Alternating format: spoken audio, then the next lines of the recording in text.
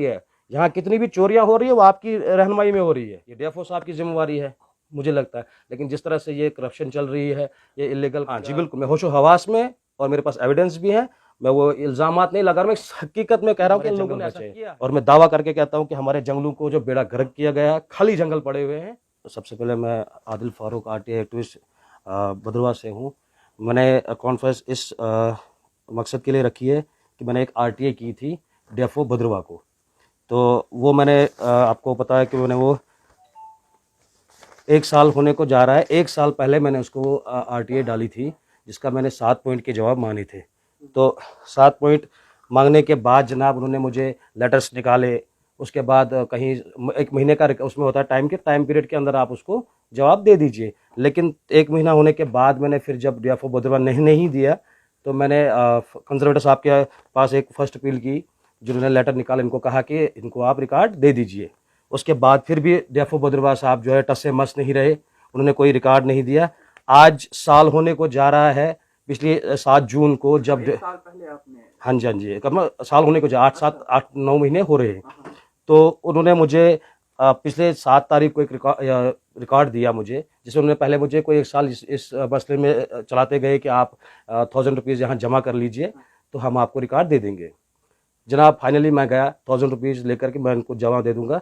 वहाँ उनका एक वो जो डील करता आरटीआई, वो कहते हैं मुझे रंजीत साहब कि आपको 424 रुपये ट्रेजरी फीस भरनी है, हम आपको रिकॉर्ड दे देंगे। मैंने कहा ठीक है। मैंने वो सबमिट करके ट्रेजरी कार्ड भरने के बाद फिर भी 3-4 दिन के बाद मुझे वो रिकॉर्ड देते हैं 7 तारीख को भी। 7 तारीख को रिकॉर्ड फिर मैं चेक करता हूँ, उसमें सिर्फ 7 पॉइंटों में से 3 पॉइंट का वो मुझे जवाब देते हैं। मैंने तुरंत फिर रिपोर्ट की डीएफओ साहब के पास। तो डीएफओ साहब को मैंने बोला जनाब 1 साल होने को जा रहा है, आपने मुझे 7 पॉइंट का 1 साल के बाद 3 पॉइंट का जवाब दे रहे हैं, 4 कहाँ है? तो उन्होंने कहा कि आप मेरे आरटीआई जो डील करते हैं उनसे बात कर लीजिए। तब तक वो भी आते हैं, तो उन्होंने कहा कि हम आपको दे देंगे। 21 दिन का, उसी दिन साल के बाद वो मुझे रिकॉर्ड देते हैं, 7 में से 3 पॉइंट का 4 बैलेंस रखते हैं। उसके बाद उसी दिन मुझे अगले 21 दिन के लिए बोलते हैं कि आपको और दे देंगे। और अभी हाल ही मैंने एक रिकॉर्ड किया कॉल, मुझे वहाँ से अभी डीएफओ ऑफिस से कॉल आई, वो जो डील करते हैं उन्होंने कहा कि आप 2000 और भर दीजिए। देखिए, अगर उस आरटीआई की फीस जो है, जो साल से इसको पढ़ रहे हैं, उसकी फीस जब फाइनली डीएफओ ने मुझे 4 बार लेटर निकाला कि आप 1000 रुपीज़ जमा कर लीजिए। जब 1000 रुपीज़ आज तक था, यानी कि उन्होंने उस महीने से उसको रीड किया, टैली किया, इसकी फीस तकरीबन जो है 1000 रुपीज़ बनती है।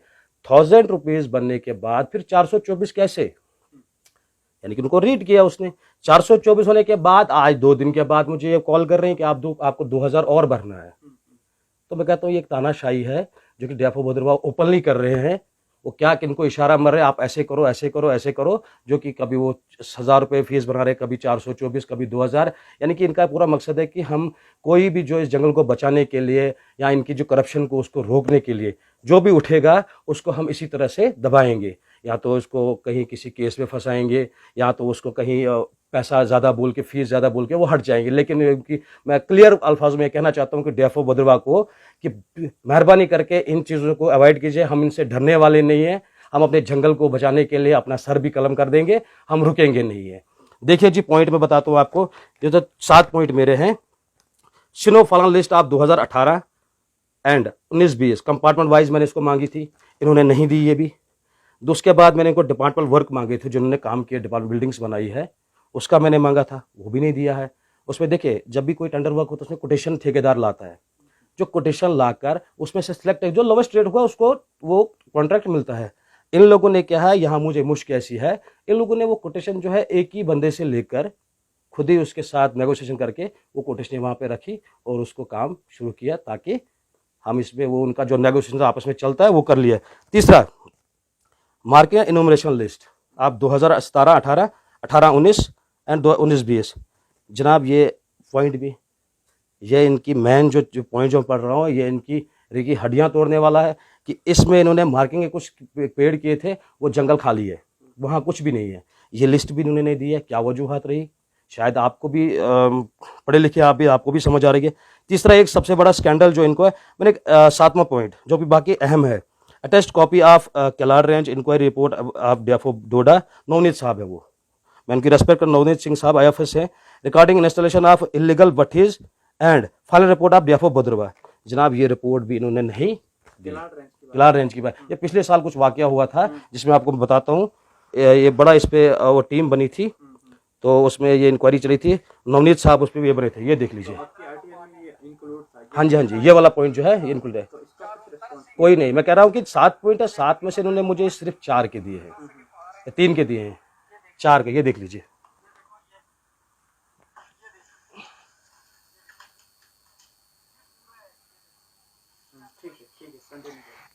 ये जनाब इन्होंने इसका भी मुझे नहीं दिया। दूसरी बात, देखिए सर, हम बड़ी बार गए दफ्तर, हमें ऐसे ट्रीट किया जाता है कि जैसे हम तानाशाह बैठे हैं। कहना है ऐसे डीएफओ साहब, हमारे डीएफओ साहब, रेस्पेक्टेड डीएफओ साहब बदरवा, उनका ये कहना है कि उनके जो पीसीएस साहब हैं वो उनके कहीं उस्ताद रहे हैं, कहीं एकेडमी ट्रेनिंग उनसे लिए उस्ताद रहे हैं। तो मैं भी वो भी इशारा, हमें बोलने की क्या ज़रूरत है, मैं भी ये इशारा उनका है कि भाई मेरे हाथ बड़े लंबे हैं, आप लोग कुछ नहीं कर सकते हो, मैं आपके जंगलों को काट दूंगा, कुछ भी करूंगा, आप लोग कुछ नहीं कर सकते। ये जवाब उनका कि उनके वो उस्ताद रहे हैं। दूसरा ये इनका कहना है कि कंजर्वेटर साहब, देखिए हम उनके पे क्या बोलेंगे, लेकिन ये कहेंगे ज़रूर कि ये डेफो बदरवा जो इनका भी कहता है कि हमने एमएससी साथ में की हुई है, साथ में हम रूममेट भी रहे हैं। तो बताइए, तो ये क्या, इसका कहने का मतलब क्या है कि मतलब पीसी साहब भी इनके साथ मतलब कुछ नहीं करेंगे, ये कुछ भी हमने जंगलों को काटे, कुछ भी करे, इलीगल करे। दूसरी चीज़ सर ये है कि आपने देखा होगा खुद, आप मीडिया बखूबी मेरे से ज़्यादा जानते हैं, आप तो देखते हो, सोशल मीडिया एक्टिव रहते हैं सर, कितने सीज किए हमने, जो भी स्लीपर्स है वगैरह हर जगह इनने सीज किए। कहाँ से आता है वो? ठीक है, मान लीजिए उन्होंने सीज किया, उसके बाद एक्शन आप बताएं। मैं मीडिया से भी सवाल पूछता हूँ और डीएफओ बदरवा और आला हुकाम से भी, मैं डीसी साहब से रिक्वेस्ट करता हूँ कि आप मुझे बताएं कि ऐसा कोई इन लोगों ने एक्शन उठाया जिसमें यह कहा जाए कि अप्रिशिएट, पब्लिक अप्रिशिएट करे कि भाई इन्होंने कुछ ऐसा किया। कल भी कुछ, हाँ कल वो भी मैं न्यूज़ पढ़ रहा था, उसमें भी देखो आप, किलार रेंज में कुछ 150 से ज्यादा कुछ ऐसे स्लीपर पकड़े गए हैं। क्या एक्शन हुआ? वो उन्होंने सीज किया, वहां पे सीज ही हुआ, हमने खाली देखने में था, सीज किया। उसके बाद ये क्या करते क्या नहीं करते कोई पूछने वाला नहीं है। दूसरी चीज़ मैं आपको अहम बताता हूँ।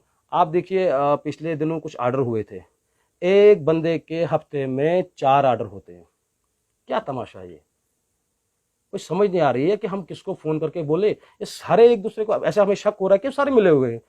4 क्या कहते हैं ऑर्डर एक बंदे के होते हैं। पीछे आप देखिए, एक यहाँ पे ऑर्डर कल ही हुआ, कल यही मेरे लगता है, मेरे ख्याल से कल की परसों ऑर्डर हुआ, 2 ऑर्डर हुए एक दिन में, 24 घंटे में 2 ऑर्डर होते हैं। यहाँ तो ऐसा मुझे लगता है कि ये लोग पैसे खाकर ये ऑर्डर करते हैं, यही दिखने में आता है, पैसे लेकर ये ऑर्डर करते हैं। वहाँ पे बोलियां चलती है, नीरू रेंज को कितना पैसा, उसके लिए जो रेंजर को 10 लाख बोलियां दे दो, ये तो पैसा देकर दे करते हैं ऑर्डर, फिर ऊपर से जब आला हुकाम को पता चलता है वो उनको प्रेशर डालते, फिर ये ऑर्डर चेंज करते हैं। यही होगा, और क्या हो सकता है? जब एक आला ऑफिसर एक सीनियरिटी के हिसाब से देखकर एक आरओ को, रेंज ऑफिसर को एक रेंज देता है, तो क्या जरूरत पड़ती है 12 घंटे के अंदर अंदर उसका ऑर्डर चेंज होता है? क्या कर रहे हैं वो पीसी साहब भी ऊपर बैठ के? बताइए, ऐसा डिपार्टमेंट, हमने अपने जंगलों को बचाना, ये तो हम ऐसा कर रहे हैं कि मैं आया सामने आया, ऐसे कुछ लोग आना चाहते हैं, लेकिन इन लोगों को, ये लोगों की ऑफिसरान जो है, ये अपनी जो तानाशाही चला करते हैं, सारे लोग पीछे खामोश में कहते हैं कि हम दुश्मनी क्यों बनाएंगे। वो ये पीछे इस डीएफओ साहब को कुछ, अगर सोर्स के हिसाब से मैंने उसको कुछ इन्फॉर्मेशन दी थी, तो अगले दिन हमें पता चलता है सब स्मगलर्स वगैरह कहते हैं कि यार आप हमारे खिलाफ जा रहे हो। देखो गलत है ना, हमारे लोकल यहाँ पे जंगल तो हमने बचाने हैं, चाहे भी किसी भी सूरत में हमने जंगलों को बचाना है, किसी हद तक जाना पड़े हमने जंगल को बचाना है, कानून के हिसाब से हमें कहीं भी जाना पड़े जंगल बचाएंगे। और मैं आपसे भी रिक्वेस्ट करता हूँ कि मेरा ये जो आपके माध्यम से ये आप आला हुकाम तक पहुँचाइए, ज़रूरत है इस चीज़ की, ताकि हमारे जंगल बचे। और मैं दावा करके कहता हूँ कि हमारे जंगलों को जो बेड़ा गर्क किया गया है, खाली जंगल पड़े हुए हैं, मैं प्रूफ करके, मैं जिम्मेदार। हाँ जी बिल्कुल, मैं होशो हवास में, और मेरे पास एविडेंस भी है। मैं वो इल्ज़ामात नहीं लगा रहा, मैं हकीकत में कह रहा हूँ कि इन लोगों ने ऐसा किया है, इल्ज़ाम नहीं, ये है हकीकत है। दूसरी चीज़ मैं आपको बताता हूँ, मेरे पास एक एविडेंस और है जो कि मैंने वहाँ चिराला डिपार्टमेंट से, चिराला ब्लॉक से है, मैं बताता हूँ आपको। उसमें क्या है सर, कंपार्टमेंट 6 से 12 लेकर वहाँ पे कंपार्टमेंट नंबर चिराला, लोकेशन बनी नाला, कुछथावा, गनोरी नाला, कुथल त्रिंकल। सर बेइंतहा ह्यूज डैमेज, बेइंतहा डैमेज है, जिसकी मैं तस्वीरें आपको दिखाऊंगा। ये देख लीजिए, ये देख लीजिए सर,